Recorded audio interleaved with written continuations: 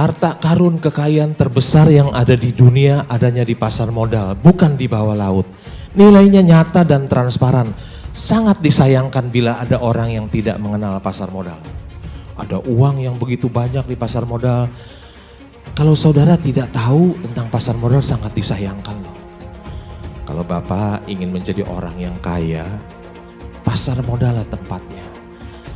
Ini ada seorang koruptor. Dia bilang, uang korupsi gua kalah banyak nih. Koruptor bilang ke saya, uang korupsi gua kalah banyak. Oh pasti, mana bisa seorang koruptor menandingi seorang investor saham, pasti nggak bisa. Seorang koruptor sekarang dapatnya kecil-kecil, ketangkep tangan kecil-kecil. Dapatnya uang kecil, kalau ketangkep malu lagi ya, masuk TV, masuk koran, jadi satu aib ya. Jangan pernah mau jadi koruptor, lebih bagus jadi investor. Ini ada perusahaan di Amerika ya. Kalau Saudi Aramco nggak usah dihitung, itu perusahaan negara, yang swasta aja ada Apple. Nilainya 1,3 triliun US dollar. Kalau dikalikan 14.000 berapa tuh? Nggak bisa hitung, banyak banget ya. Seluruh uang dana masyarakat, korporasi, dikumpulin jadi satu beli saham Apple itu nggak cukup loh. Setengah aja nggak cukup. Jadi ada uang yang sangat besar itu di pasar modal. Uangnya tidak saya belanjakan, tidak saya simpan di bank. Uangnya selalu saya belikan saham. Lama-lama 30 tahun kemudian uang itu jadi besar. Satu hari ada teman saya dari SD. Udah cuci darah 12 tahun, ada diabetes, kakinya sudah dipuntung. Satu lagi kakinya busuk, bisa telepon saya loh. Ong saya punya uang 500 juta nih Ong, beli saham. Saya bilang beliin rakyat aja. Dia beli. Waktu 20.000 saya tanya, uang kamu jadi berapa? Jadi 7 miliar Pak, puji syukur. Orang yang sudah seperti itu masih berinvestasi. Saudara jangan tunggu cuci darah dulu 12 tahun ya baru beli saham. Sekarang nih saya berinvestasi. Saya kan juga investasi sekarang walaupun nggak di local market ya. I own some shares sebagai portfolio investing ya di Google because I'm very impressed with Google. I invest in Apple, Elon Musk, Tesla.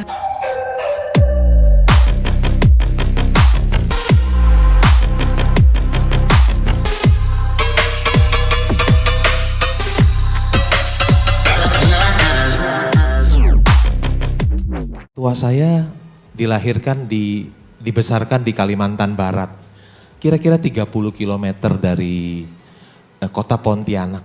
Pekerjaan orang tua saya sehari-hari adalah memecahkan buah kelapa. Buah kelapa dipecahkan dari pagi sampai sore. Lama-lama dia bosan, ada temannya ajak dia merantau ke Jakarta, dia pergi ke Jakarta. Orang tua saya bekerja di satu toko yang kecil, tentu saja hidupnya pas-pasan. Rumah saya ukurannya 4 kali 10 meter. 4 kali 10 meter, dindingnya bukan dari tembok tapi dari papan. Atapnya tidak ada plafon, langsung genteng gitu ya. Ketika saya SMA ada studi tour terakhir, jalan-jalan ke Borobudur, bayar 50.000. Saya nggak punya uang, jadi ada satu murid SMA yang tidak ikut saya. Karena saya nggak punya uang untuk studi tour terakhir 50.000. Setelah tamat SMA tentu saja saya tidak bisa kuliah lagi, jadi saya bekerja sebagai pegawai tata usaha di bank. Setiap hari pekerjaan saya ya disuruh-suruh, kan tamatan SMA nggak bisa apa-apa, disuruh-suruh. Ini fotokopi. Ya saya fotokopi, kemudian saya punya uang, saya kuliah lagi karena habis kerja pulang dulu jam 4. Saya kuliah lagi, kuliah malam. Uang pangkal 50.000, uang kuliah sebulan 10.000. Itu 41 tahun yang lalu. Setelah saya tamat kuliah, saya bekerja di bank 11 tahun, nggak naik-naik pangkat. Kasihan ya, 11 tahun kerja, boro-boro jadi direktur, jadi kepala cabang aja enggak, manajer juga enggak, asisten manajer juga enggak, kepala bagian juga enggak. Jadi pegawai tata usaha terus. Karena pegawai tata usaha terus, jadi gaji kecil terus. Satu hari ada orang Surabaya, nasabah saya, buka bank. Saya diajak. Waktu itu gaji saya mulai kerja 20.700. 11 tahun saya bekerja gaji baru 350.000. Kemudian orang Surabaya ini yang buka bank, saya minta 1 juta dikasih. Tambah uang kesehatan 50.000 jadi 1.050.000. Wah, saya senang banget. Gaji saya tiba-tiba naik 200%. Saya kerja habis-habisan deh, gajinya besar. Tapi uangnya tidak saya belanjakan, tidak saya simpan di bank. Uangnya selalu saya belikan saham. Lama-lama 30 tahun kemudian uang itu jadi besar. Jadi besar. Tahun 96 saya menulis surat, saya mengundurkan diri, saya mau fokus jadi seorang investor saham. Jadi saya sudah 20 tahun tidak bekerja, tiap hari di rumah. Tiap hari di rumah. Ini ada Universitas Harvard ya. Katanya hanya 1% dari alumni Harvard yang punya uang 30 juta dolar. 30 juta dolar itu kira-kira kali 14.000 itu 420 miliar. Alumni Harvard itu ada 300.000 sekian orang lulusan. Hanya 1% yang punya uang 30 juta dolar. Kira-kira 3.130 yang namanya ultra high net worth individual. Saya kuliah di Universitas di Jakarta yang tidak punya kampus. Setiap malam saya kuliah di gedung SMA PSKD di seberang RSCM yang disewa oleh universitas. Tetapi sekarang saya lebih kaya dari 99 lulusan Universitas Harvard.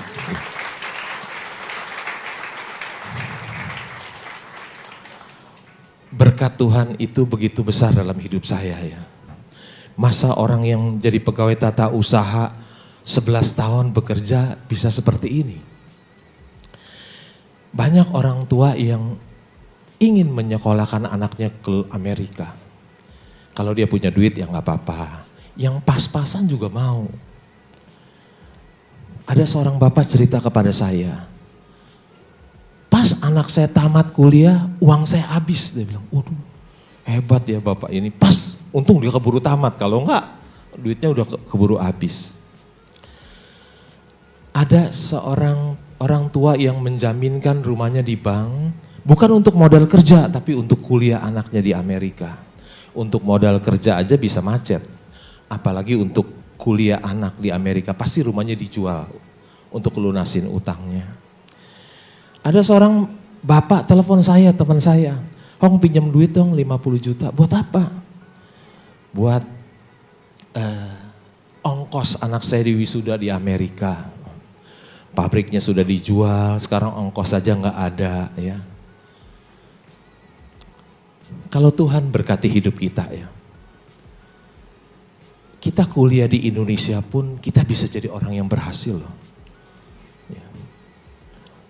Orang tua sekarang berpikir kalau anaknya nggak kuliah di Amerika, nggak ada masa depan dan nggak bisa menjadi orang yang berhasil. Seperti itu. Mengapa saya memilih menjadi seorang investor saham? Karena di pasar modal itu ada uang yang sangat besar. Saya bekerja di bank 17 tahun, saya pikir dana masyarakat di bank itu uang paling banyak adanya di bank. Ternyata saya keliru. Ini ada perusahaan di Amerika. Ya. Kalau Saudi Aramco nggak usah dihitung, itu perusahaan negara, yang swasta aja ada Apple. Nilainya 1,3 triliun US dollar. Kalau dikalikan 14.000 berapa tuh? Nggak bisa hitung, banyak banget ya. Dana masyarakat cuma 6.000 triliun. seluruh uang dana masyarakat, korporasi, dikumpulin jadi satu beli saham Apple itu nggak cukup loh. Setengah aja nggak cukup. Jadi ada uang yang sangat besar itu di pasar modal. Ada orang yang sangat tidak menghargai saham, perusahaan yang hebat. Orang ini orang yang tidak menghargai saham, orang yang hebat ini. Kalau enggak dia jadi orang paling kaya di dunia.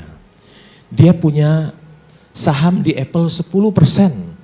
Kalau tadi 1,3 triliun dia punya 10%, kekayaannya ada 130 miliar dolar. Tapi tahun 76 sahamnya yang 10% di Apple itu dijual. Nilainya 800 dolar. Bukan 800 juta loh, 800 dolar. Dia jual saham Apple di tahun 76. Kalau dia nggak jual, saham itu bernilai 130 miliar dolar. Harta karun kekayaan terbesar yang ada di dunia adanya di pasar modal, bukan di bawah laut. Nilainya nyata dan transparan. Sangat disayangkan bila ada orang yang tidak mengenal pasar modal. Ada uang yang begitu banyak di pasar modal. Kalau saudara tidak tahu tentang pasar modal sangat disayangkan loh. Kalau Bapak ingin menjadi orang yang kaya, pasar modal lah tempatnya. Pasar modal lah tempatnya. Judul tema hari ini adalah menjadi kaya di bursa, di pasar modal. Ya. Itu pelajaran yang sangat penting loh menjadi kaya. Menjadi kaya itu adalah idaman hampir semua orang. Tapi sayang, pelajaran menjadi kaya itu tidak diajarkan di sekolah loh. Dari kita SD kelas 1 sampai tamat perguruan tinggi, nggak ada mata pelajaran menjadi kaya, nggak ada. Di sekolah kita belajar integral, diferensial, sinus, kosinus, tangen, kotangen, seken, kosekon. Setelah saya tamat SMA, nggak pernah saya pakai satu kali pun loh. Pagi waktu kita bangun tidur, biasanya kita ke toilet. Begitu kita lihat mereknya Toto, oh itu produk dari perusahaan publik. Biasanya kita ambil smartphone kita, mungkin kita pakai Indosat, Telkomsel, XL, itu juga perusahaan publik. Habis kita lihat smartphone kita, mungkin kita mandi. Ya. Kita mandi pakai sabun Lux, sabunnya para artis. Ya. Kita sikat gigi dengan Pepsodent, kita cuci baju dengan Rinso, itu produk dari Unilever. Hampir semua keluarga di Indonesia pernah pakai produk itu. Habis kita mandi, kita sarapan dengan mie yang enak dan murah ini, hanya sebungkus 2.000 dengan telur 1 kita sarapan ya. Kita siap-siap, sementara kita sarapan kita nonton TV. Mungkin kita nonton RCTI, Indosiar, SCTV, Antv, TV One. Itu semua perusahaan publik. Kita melihat suatu kejadian gak usah ke lokasi, cukup dari rumah saja. Selesai sarapan, kita ke kantor, kita naik Avanza. Mobil sejuta umat ya, yang kita beli di Astra Internasional. Itu juga perusahaan publik. Perusahaan publik adalah pembayar pajak yang besar. Kita lihat Astra, ya, pajak dipakai untuk pembangunan, untuk membantu rakyat miskin. Perusahaan publik adalah pembayar pajak yang besar. Berbeda dengan yang ini. Ini adalah orang-orang yang mendapat pengampunan teks amnesti, ada 4.000 triliun lebih. Sebelum diampuni, dia adalah pengemplang pajak. Hartanya bisa disumpetin tidak terdeteksi sama Dirjen Pajak. Begitu ada pengampunan keluar semua. Berbeda dengan perusahaan publik, dia adalah pembayar pajak yang besar. Ya. Bayar pajak adalah bukti cinta kita kepada negeri tercinta. Kita dulu ingin membuktikan cinta kita kepada negeri tercinta ini, kita bisa sampai mengorbankan nyawa kita loh melawan penjajah Belanda. Sekarang kita sudah merdeka, tidak ada lagi Belanda. Cukup bayar pajak yang benar, itu sudah bukti cinta kita kepada negeri tercinta. Bangga bayar pajak. Ya. Ada seorang investor saham mendapat penghargaan dari pemerintah Amerika, dari Obama. Kita mungkin masyarakat masih berpikir bahwa seorang investor saham itu adalah penjudi. Tapi tidak pernah terpikir oleh kita bahwa seorang investor saham juga bisa menjadi dapat penghargaan dari pemerintah. Saya pernah bekerja di bank 17 tahun tapi saya tidak taruh uang di bank. Cuman sekedar buat kebutuhan sehari-hari saja. Karena bunga kecil, barang-barang naik banyak. Jadi kalau ada orang yang menyimpan uang di bank, nilainya semakin hari semakin turun. Jadi kalau dia menyimpan uang-uang di bank, berarti dia membuat dirinya miskin secara pelan-pelan. Ya. Saya juga tidak membeli obligasi karena return imbal hasilnya juga tidak besar dan uang kita di lock lama sekali ya. 3 tahun, 5 tahun. Ya.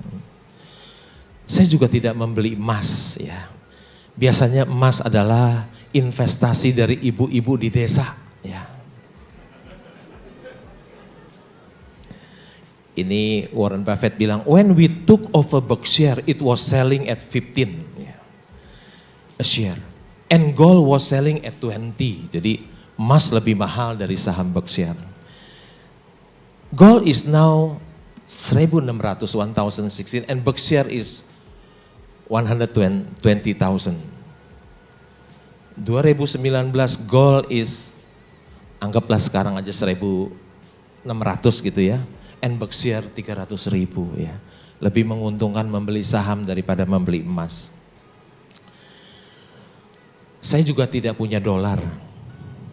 Meskipun rupiah kita terdepresiasi sejak zaman kemerdekaan. Tapi saya tidak berani beli dolar. Kenapa? Karena orang yang menyimpan dolar cenderung mengharapkan yang buruk yang terjadi. Kalau rusuh, rupiah melemah, dolar menguat ya untung. Kalau bisa The Fed jangan turunin suku bunga dong, naikin. Supaya krisis lagi, kalau krisis lagi rupiah melemah, dolar menguat, dia untung. Orang yang pegang dolar cenderung mengharapkan yang buruk yang terjadi. Beda dengan orang yang pegang saham. Orang yang pegang saham cenderung selalu mengharapkan yang baik. Indonesia aman, stabil, ya, ekonomi menguat, ya. Daya beli meningkat baru harga sahamnya bisa naik. Ada satu buku, Who Want to be a Smiling Investor, ya. Siapa yang mau jadi investor yang tertawa, bukan yang stril, yang galau, bukan. Saham memberikan pertumbuhan terbesar, mari kita lihat data di pasar modal Amerika Serikat selama tahun 1926 hingga 2006. Akan menjadi berapa uang $1 80 tahun kemudian? Kalau kita taruh di celengan ayam tetap $1. Menjadi $20 jika diinvestasikan pada obligasi jangka pendek pemerintah, menjadi $70 jika ditanamkan di obligasi jangka panjang pemerintah, menjadi $3.000 bila dibelikan saham perusahaan besar, menjadi $16.000 jika diinvestasikan pada saham perusahaan kecil. Berinvestasi di perusahaan kecil lebih beresiko sehingga imbal hasilnya lebih besar, menjadi $16.000. Nah sekarang kita sudah tahu rahasianya untuk memaksimalkan keuntungan investasi. Saham is the best choice. Saham is the best choice ya. Tapi hanya 1% mungkin, kurang dari 1% orang yang percaya kalimat ini. Ya. Saham is the best choice. Kurang dari 1% orang yang percaya mengenai hal ini. Saham yang diperjualbelikan di bursa membuka kesempatan bagi para investor bermodal kecil untuk bisa memiliki perusahaan besar. Mengapa? Karena dengan memiliki saham berarti ikut memiliki perusahaan tersebut ya. Memungkinkan kita orang yang kemampuannya terbatas, uangnya terbatas bisa memiliki perusahaan yang hebat. Membeli saham itu halal loh, ada fatwa dari MUI ya, jadi jangan ragu-ragu. Ini ada 2 orang kaya nih, ya. Dia bilang, no Rolex watch. juga tidak pakai berlian dia. Dia bilang, the goal is to be rich, not to look rich. Karena tujuannya adalah menjadi kaya, bukan kelihatan kaya. Nggak pakai jam tangan Rolex, nggak pakai berlian. Ya. Kalau saudara ingin jadi orang yang kaya, kelihatan kaya, jangan pakai jam tangan Rolex. Bill Gates aja nggak pakai jam tangan Rolex. Yang dia pakai apa? Casio. Jadi kalau saudara ingin jadi kelihatan kaya, pakai Casio. Ya. Ikutin Bill Gates, ikutin Lee Ka-shing, jangan pakai jam tangan Rolex. Karena memang tujuannya adalah menjadi kaya, bukan kelihatan kaya. Tapi masyarakat lebih suka kelihatan kaya daripada menjadi kaya. Karena ingin kelihatan kaya, menghabiskan uang banyak. Sehingga nggak bisa kaya-kaya. Ya. Lihat kedua orang ini hidupnya sederhana. Ya. Orang yang sederhana itu adalah orang yang bijak. Ada Mike Tyson ini. Siklus hidup dari gembel kembali ke gembel. Dia waktu jadi juara tinju dunia, penghasilannya 400 juta dolar. Kalau dikali 14.000 itu 5,6 triliun. Karena konsumtif, boros, habis lu uangnya. Ya. Jadi kalau Bapak Ibu sekalian punya uang banyak, coba-coba boros, akan terulang. Hidup saudara jadi Mike Tyson ini loh, dari gembel balik jadi gembel lagi. Ketika kita membeli saham, kita harus kenali apa yang akan dibeli dan beli apa yang kita kenali. Kita harus tahu apa yang kita beli. Ya, jangan pernah beli kucing dalam karung. Tuhan itu Maha Pengampun. Tapi bursa saham tidak kenal belas kasihan. Bursa tidak pernah memberi ampun kepada orang yang tidak tahu apa yang dia beli. Apa yang harus kita lihat? Pertama, manajemen. Apakah perusahaan itu dikelola orang yang jujur, profesional dan berintegritas? Atau perusahaan itu dikelola orang yang tidak jujur, tidak profesional dan tidak berintegritas, yang suka mengambil uang perusahaan untuk memperkaya dirinya? Jangan pernah beli perusahaan yang punya tata kelola yang buruk. Kalau mau miskin, beli perusahaan yang dikelola orang itu jujur. Kalau mau kaya, jangan pernah sentuh. Ya. Ini perusahaan yang super company ini. Ya. Hampir semua keluarga di Indonesia pakai. Ini belilah perusahaan-perusahaan yang labanya besar. Ekuitasnya 7,5 triliun, modalnya 7,5 triliun. Ya. Labanya 9,1 triliun. Hebat ya, return on equity-nya 120%, lu dahsyat. 120% ROE-nya. Dalam kurun waktu 35 tahun kinerja saham Unilever Indonesia terus melesat. Jika seorang investor membeli 1.000 lembar saham pada saat IPO seharga 3.175 per lembar, saat ini nilai investasinya bernilai hampir 5 miliar. Kalau beli 1.000 lembar kali 3.175 itu 3.175.000. Terus tidur 35 tahun. Bangun-bangun uangnya jadi 5 miliar loh. Itu kalau belinya 3 juta. Kalau belinya 300 juta jadi berapa? Tambahin aja nolnya, kita beli 300 juta. Begitu kita tidur 35 tahun bangun-bangun uang kita jadi 500 miliar loh. Bukan hayalan, bukan imajinasi, tapi ini adalah kisah nyata. Kalau orang memiliki perusahaan yang untung besar, kita seperti memiliki mesin pencetak uang. Kita cetak uang, ditangkap. Tapi kalau kita memiliki perusahaan yang untung besar, sama aja kita memiliki mesin pencetak uang. Belilah perusahaan-perusahaan yang bertumbuh. Artinya untungnya besar, tiap tahun tambah besar. Ini Jeff Bezos, orang terkaya di dunia nomor 1, bilang, Ask Warren Buffett. Your investment thesis is so simple. You are the second richest guy in the world, and it is so simple. Why doesn't everyone just copy you? Warren Buffett menjawab, because nobody wants to get rich slow. Ya. Kamu punya strategi investasi itu begitu simple, begitu sederhana, tinggal copy aja. Bisa jadi orang terkaya nomor 3 di dunia, gampang. Strategi investasi Warren Buffett susah? Enggak, gampang sekali. Sampai diulangin sama Jeff Bezos 2 kali, so simple. Invest in bad time and sell in good time and you will get rich. Selalu ini investment wisdom. Ya. Selalu invest di bad time. Waktu bad time semua orang gak mau, murah, semua murah. Beli, habis beli simpen, tunggu sampai good time, baru jual. Harganya mahal, saudara bisa untung. Ya.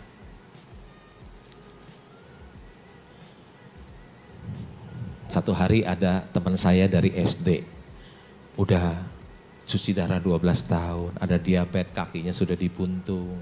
Satu lagi kakinya busuk, bisa telepon saya loh. Hong, saya punya uang 500 juta nih Hong, beli saham apa? Saya bilang beli Indakiat aja. Dia beli. Waktu 20.000 saya tanya, uang kamu jadi berapa? Jadi 7 miliar Pak. Oh, puji syukur. Orang yang sudah seperti itu masih berinvestasi. Saudara jangan tunggu cuci darah dulu 12 tahun ya baru beli saham. Ya. Jangan tunggu kakinya diamputasi dulu baru beli saham, jangan. Satu malam ada seorang pendeta datang ke rumah saya nggak kenal, teman saya yang bawa. Dia bilang, waduh Pak, uang pensiun saya dikelola oleh Yayasan Dana Pensiun kok nggak bertumbuh ya, stagnasi. Apa saya tarik aja, saya belinya silakan. Saya tanya, uang Bapak waktu Bapak tarik berapa dari 130, sekarang uang Bapak berapa? Ada 1 miliar, oh puji syukur, miliar. Tapi ketika dia punya 1 miliar, dia tulis surat ke gereja, dia mengundurkan diri. Kenapa Bapak mau mengundurkan diri? Iya Pak, saya mau melanjutkan sekolah S3 di Los Angeles. Wah keren ya Pak Pendeta. Kenapa gak minta beasiswa dari gereja? Oh gak mungkin dikasih Pak. Ini ada seorang koruptor. Dia bilang uang korupsi gua kalah banyak nih. Koruptor bilang ke saya, uang korupsi gua kalah banyak. Oh pasti. Mana bisa seorang koruptor menandingi seorang investor saham, pasti nggak bisa. Seorang koruptor sekarang dapatnya kecil-kecil, ketangkep tangan kecil-kecil. Dapatnya uang kecil, kalau ketangkep malu lagi ya, masuk TV, masuk koran, jadi satu aib ya. Jangan pernah mau jadi koruptor, lebih bagus jadi investor. Ya.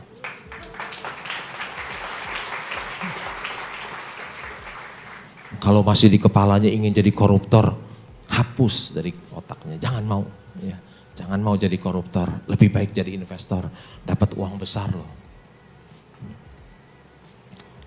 Betapa mudahnya mendapatkan uang di sini. Wih gampang loh dapat uang di sini loh. Saya nggak punya bisnis lain, hanya jadi investor saham. Ada siapapun yang ajak saya kongsi, pasti saya nggak mau. Semua usaha yang lain, bidang usaha yang lain itu saya anggap sampah, semua sampah, udah nggak mau. Nggak mau, karena dapat uang di bursa itu gampang, nggak usah kerja keras ya. Bobo aja bangun-bangun jadi kaya loh. Usaha di sektor real itu susah. Tanda-tanda orang yang hebat dalam berinvestasi saham. Membeli saham berdasarkan fundamental dan kinerja perusahaan, bukan berdasarkan chart, grafik, dan isu. Menempatkan lebih dari 90% hartanya di saham, bukan di properti atau yang lainnya. Masa dia jago saham, masa beli yang lain kan gak mungkin. Ada 1001 strategi, ada 1001 inovasi, tapi yang terbaik cuma satu, ini loh. You boleh punya 1001 inovasi, you boleh punya 1001 strategi, yang terbaik ini. Rip Van Winkle Investing disebut juga buy and hold. Rip Van Winkle adalah tokoh dalam novel karya Washington Irving 1819. Ia suka tidur. Suatu hari ia tidur di bawah sebuah pohon dan baru bangun 20 tahun kemudian. Setelah mendusin ia menyadari bahwa segala sesuatu telah berubah. Istrinya yang galak dan para sahabatnya telah meninggal. Ini ajaran baru nih, penuh inovasi. Ada saatnya ketika tidak mengerjakan apapun merupakan suatu bentuk kecerdasan investasi. Investor yang bijak dapat menghasilkan uang ketika dia tidur. Tidur adalah jalan untuk meraih kekayaan. Sangat inovasi nih. Tidak bertindak adalah suatu tindakan yang bagus jika kita sudah memiliki saham perusahaan yang hebat. Strategi Warren Buffett, do nothing investing. Warren Buffett dan partnernya Charlie Munger mempraktekkan do nothing investing. Ini Warren Buffett, strategi investasi Warren Buffett, tidur itu kaya. Our portfolio show little change. We continue to make more money when snoring than when active. Waktu ngorok lu dapat duit ya, dia bilang. Lebih banyak waktu ngorok. Analisis fundamental memperhatikan kondisi kandang dan kesehatan sapinya. Sapi adalah analogi untuk perusahaan dan kondisi kandang adalah kondisi pasar modal. Analisa teknikal hanya memperhatikan pergerakan ekor sapi. Ekor adalah analogi untuk harga saham. Baginya kondisi kandang dan sapinya tidak penting, bahkan mungkin ia tidak peduli apakah sapinya sakit atau lagi bete, yang penting ekornya masih bergerak naik turun ya. Ada 75% orang yang menggunakan technical analysis, hanya 25% yang pakai fundamental. Ada satu buku karangan Benjamin Graham, judulnya Intelligent Investor. Warren Buffett membaca buku ini tahun 1949, ketika usianya 19 tahun. Ketika dia membaca buku ini, dia bilang, waduh, pengarang buku ini hebat sekali. Di mana dia ya? Oh, ternyata dia mengajar di Columbia University di New York. Sebelah rumah dia ada universitas yang bagus namanya Nebraska University. Dia nggak mau kuliah di situ, langsung dia terbang ke New York. Dia belajar dari Benjamin Graham. Di dalam pengantar buku itu ada pendapat dia mengenai technical analysis. Dia bilang, we do not hesitate to declare that this approach is as fallacious as it is popular. Ketika saya membaca kata fallacious, saya nggak tahu artinya apa. Jadi saya buka kamus bahasa Inggris Indonesia, karangan Hasan Sadli. Ternyata di kampus itu ditulis fallacious artinya tidak benar, keliru dan menyesatkan. Jadi pendekatan teknikal itu adalah tidak benar, keliru dan menyesatkan. Ini pun buku Warren Buffett mengatakan, menurut Warren Buffett, analisis yang hanya didasarkan pada grafik, volume dan pergerakan harga tidak berarti apa-apa, kecuali omong kosong tidak bermakna. Warren Buffett bilang tidak perlu analisa teknikal. Dia bilang, setelah sukses berinvestasi saham, Lo Keng Hong menikmati hidupnya. Setiap hari ia duduk di taman rumahnya dari pagi hingga malam dan melakukan 3 hal, RTI, read, think, and invest. Ia membaca 4 koran, laporan keuangan perusahaan, dan data statistik pasar modal. Karena pengarang buku ini dan yang gambar belum pernah ke rumah saya, jadi keliru gambarnya, bukan begini. Harusnya begini, tuh harusnya rumah saya.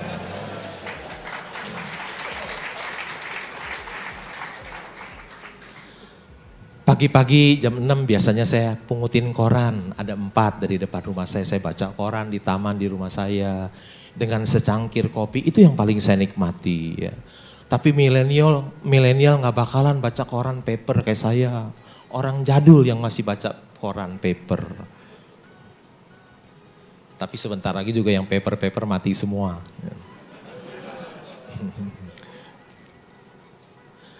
Sebuah patung inspiratif dari Jepang menunjukkan bahwa bobotmu tidak ditentukan oleh ukuran tubuh, tapi dari berapa banyak buku yang kamu baca. Ada orang gemuk baca buku 1 dengan anak kecil baca buku 4. Ternyata si anak kecil lebih berat loh. Ya. Membaca adalah jendela dunia. Bahasa Mandarin pun ada pepatah bunyinya demikian. Suli ziyu huang jing u.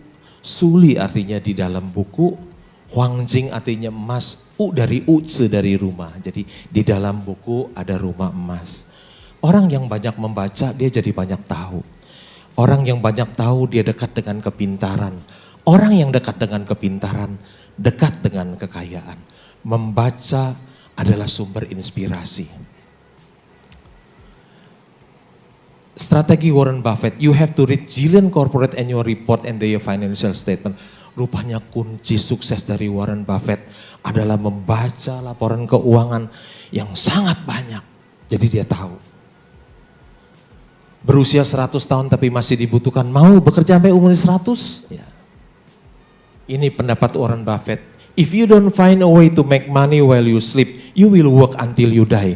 Kalau Anda tidak bisa menghasilkan uang ketika tidur, Anda harus bekerja sampai mati. Ada 5 hal yang saya tidak punya. 1, saya tidak punya tempat berusaha. 2, saya tidak punya pelanggan satupun. 3, saya tidak punya karyawan secara langsung satupun. Secara langsung, secara tidak langsung banyak. Kalau saya punya 14% di Petrosi karyawannya 5.000, artinya 700 karyawan itu karyawan saya. Yang keempat, saya nggak punya partner, nggak punya bos satupun. Yang kelima, saya nggak punya utang 1 rupiah pun. Ada 5 hal yang saya nggak punya. Saya orang yang tidak punya bisa menjadi seorang triliuner tanpa tempat usaha, tanpa pelanggan, tanpa karyawan, tanpa bos dan partner, tanpa hutang. Berkat Tuhan itu begitu ajaib dalam hidup saya. Berkat Tuhan itu begitu besar dalam hidup saya. Hampir tidak mungkin ada orang seperti ini. Warren Buffett bilang dia punya uang 80 miliar dolar. Ada satu yang dia gak bisa beli. Apa itu? Waktu. Ya. Ada 4 macam orang di dunia ini. 1, orang yang banyak waktu tapi tidak punya uang. Siapa dia? Dia adalah pengangguran. Hidupnya jadi benalu buat orang lain. 2, orang yang banyak uang tapi tidak punya waktu. Siapa dia? Pengusaha dan para eksekutif. Nomor 3, orang yang tidak punya uang dan tidak punya waktu. Siapa dia? Dia adalah karyawan yang gajinya kecil, UMR. Tiap hari dia sibuk bekerja, habis bulan gajinya habis. Dan orang yang tidak punya waktu, tidak punya uang ini jumlahnya paling banyak, signifikan. Yang keempat, orang yang bukan hanya banyak uang tapi juga punya banyak waktu. Siapa dia? Dia adalah sleeping investor. Dia gak punya kerjaan. Ada pepatah bahasa Inggris bilang time is money, itu keliru. Ya. Time is more valuable than money. Uang yang kita belanjakan bisa kita cari lagi. Waktu kita yang sudah lewat lagi, gak bisa balik lagi loh. Hidup kita adalah waktu kita adalah hidup kita. Ini pernah jadi orang terkaya di dunia nomor 1 mengatakan, anyone who is not investing now is missing a tremendous opportunity. Yang terakhir, Warren Buffett menjadi seorang investor saham, bisa menjadi orang terkaya nomor 3 di dunia. Saya pikir waktu saya sudah lewat banyak, saya akhiri presentasi saya sampai di sini. Semoga bermanfaat dan bisa menjadi inspirasi bagi saudara semua. Sekian, terima kasih.